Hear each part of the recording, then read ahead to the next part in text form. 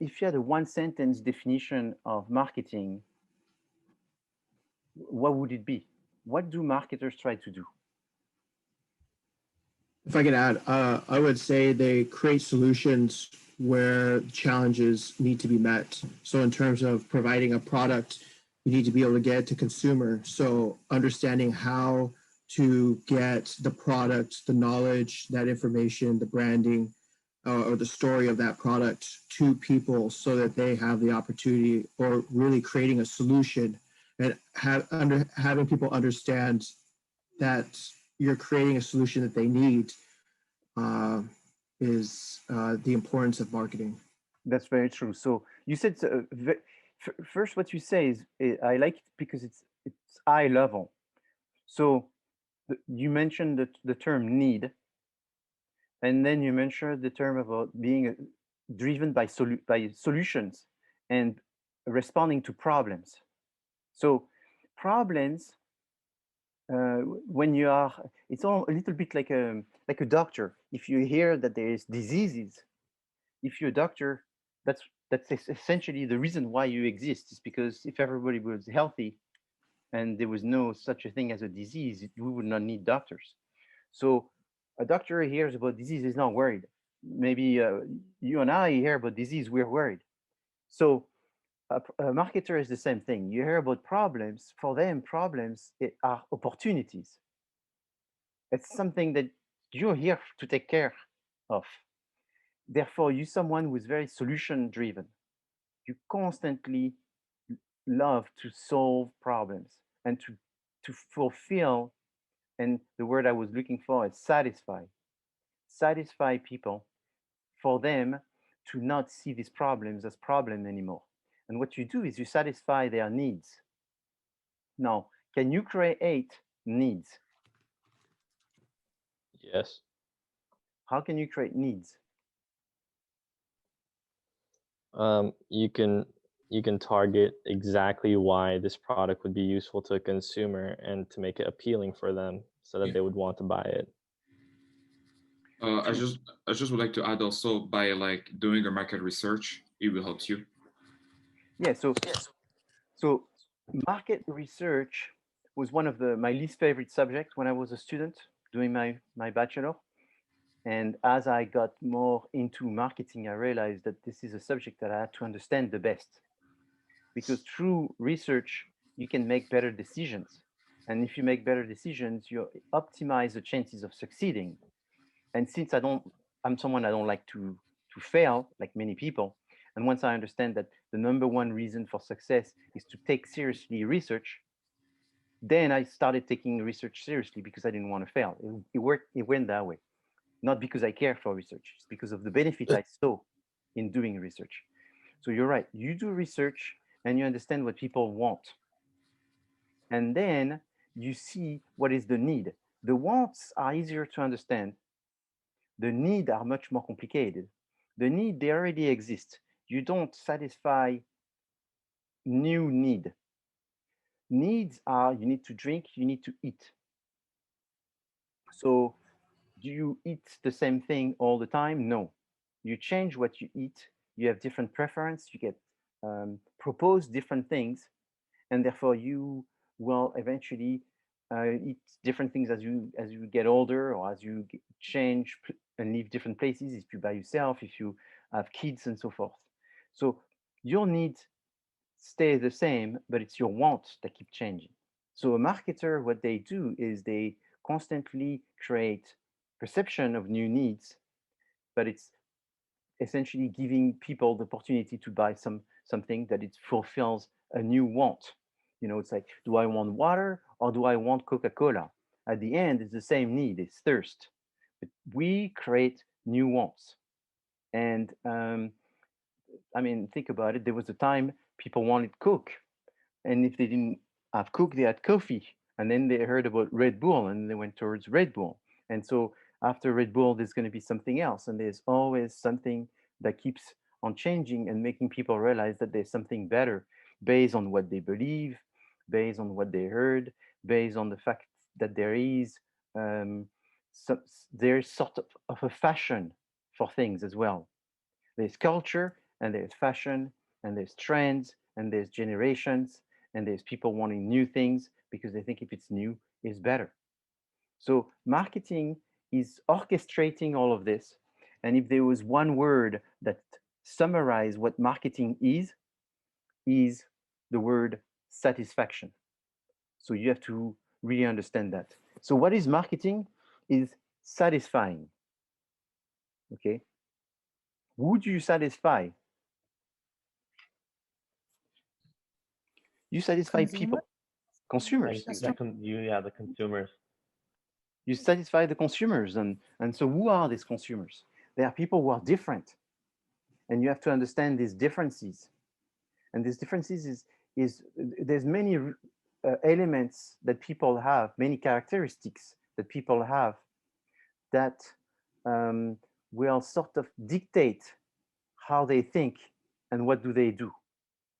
It's it's cultural for the most part.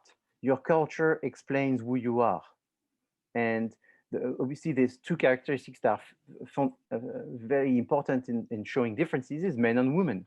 They are different.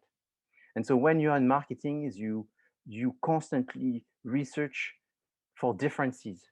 You constantly try to innovate, to change, to improve, to generate more perceived satisfaction. Do you generate more satisfaction? This is a big debate. It's possible that you don't always generate more satisfaction, but you should at least generate more perceive. People are perceiving that they're getting much more. When if they were more critical, they would perceive that it's less.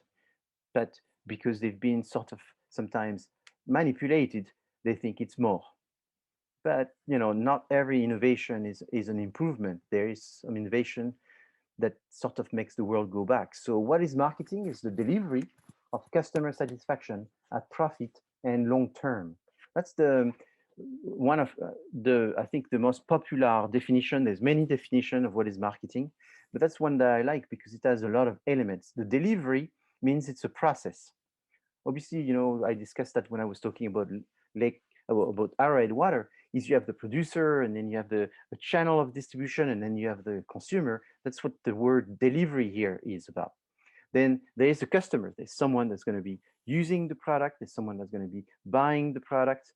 Then there's someone that's going to be making a recommendation. There's multiple type of customers, but that's the overall idea. Then there's the one word that simply define what is marketing is the word satisfaction. But then what is very, very important is if you're a marketer, let's say there are people who are marketing major in this class, and some of them they took this major because they like it, and some of them is because that's really what they are their vocation to be. And so these people will understand this concept of satisfaction. But the big problem with that is that you're so focused on satisfying the customer, and you will have the customers become loyal and your fans. But the problem is you also have to think about the health of the company, which is how much profit do you generate. So you have to, in marketing, also think about profits. So that's why marketing is part of business, is you have to talk to the production people because you're going to tell them what to produce. You see, it should not be the engineer that decides what to produce.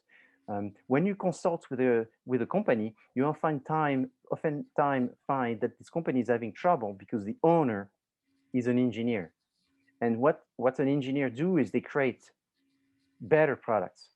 Better for who? Better for themselves. So sometimes it works. This was a better product for them, and it became a better product for the consumer because they were right at the right place at the right time. But sometimes they create a product that's better for them, not thinking about who's going to be buying it, and then it doesn't work anymore because it was the wrong product for the wrong customers. So it has to be about the product, it has to be about the process, it has to be about who you're selling it, it has to be about creating satisfaction. If there's no satisfaction, people won't buy it, they won't buy it again, they won't speak positively about it. It has to be at profit. So at profit, it's this idea that you have a business that needs to survive, and it's expensive for a business to keep on going because you need to continue being competitive. and to continue being competitive is you need to keep having low prices, but at the same time, new products. So you have to innovate. So you have to think constantly of the concept of profit for the survival. It's like oxygen for someone. You have to have this profit. Maximizing profits, I mean, why not? You should also think about this because that allows you to do more research, to hire more people, and essentially you could be benefiting the society by having a company that's flourishing and sustaining growth uh, within your community. And then long term is this idea that if you are in marketing, you can be short term, but you are doing much better marketing when you are long term. So long term has many pronouns. One of them is the fact that you want to have a relationship with your customers. So you're not trying to gain from them every time you sell. You're not trying to gain from them very quickly. Is you're trying to build a trust between you and the customers for them to say, you know what, I don't know, Patagonia, I bought a shirt. It's been 3 years. It still looks new. So I bought another one. And all the things I buy from this company, they don't seem to deteriorate like the other brand. And by the way, I heard that they don't use child labor and that they use specific forest and materials and all this, which are sustainable and all that. So they are themselves being long-term oriented, the company, and then the consumer will see this. There's a benefit in continuous support of that brand because that brand is not predatory. That brand is not trying to, or they feel that is not trying to take advantage of them. And so that builds a lot of loyalty and support. Marketing is not just about creating stories. Marketing is about understanding that you want to be in business because you want to help someone. You want to be taking leadership because you have a vision of the world where your contribution will be to make something that is better and will improve people's life. So now I sound crazy and all that, but if you take most of the most successful business people who have done it for a long time, because there's some business people that are very successful for 1 or 2, 3 years, and then it goes down. But the people that are doing it on 10 years, 20 years, and you look for videos of them on YouTube, they will say exactly what I said. It's this long-term vision, this relationship with the product and who you sell the product to, and wanting to do this the best way you can. You almost have to think about a restaurant and the cook in the kitchen. This person is going to cook to these people as if these people were their family. But at the same time, they're going to be careful because they're not going to lose money. They're going to have to make some money so that way they can grow the business and hire more cooks to help them and hire more staff and serve more people and give the better food. You know the better food, that's you. And you don't want them to eat and go other places. You want them to eat the better food. You know the better food. You're going to help these people. These people will recognize you have the better food. You will be the place they go. This will be a happy place. You won't rip them off. You're going to, it's this very healthy mentality. In business, it's much better to have a healthy mentality versus to have a predatory mentality. So it's true. We hear about a lot of business people that became very successful by ripping people off and all this, and it happens. But that's a very short-term oriented. I just wanted to add to this video because the video got cut off the summary of the class, which is that essentially marketing is defined as satisfying. So you try to satisfy the customers. And these customers can be business to consumers, business to business. You want to do it at long term. You want to make profit. You want to generate this relationship with customers that will come back. And this is what helps the business also to become more profitable. The other thing that I want to summarize is the elements of the SWOTs: strengths, weaknesses, opportunities, and threats. You will be working on using this SWOT analysis to review the situation for the client this semester, and you will look at their internal factors, which is the strengths and weaknesses, and the external factors, which the company does not have control over, which are the opportunities and threats. The opportunities are not what you are going to do.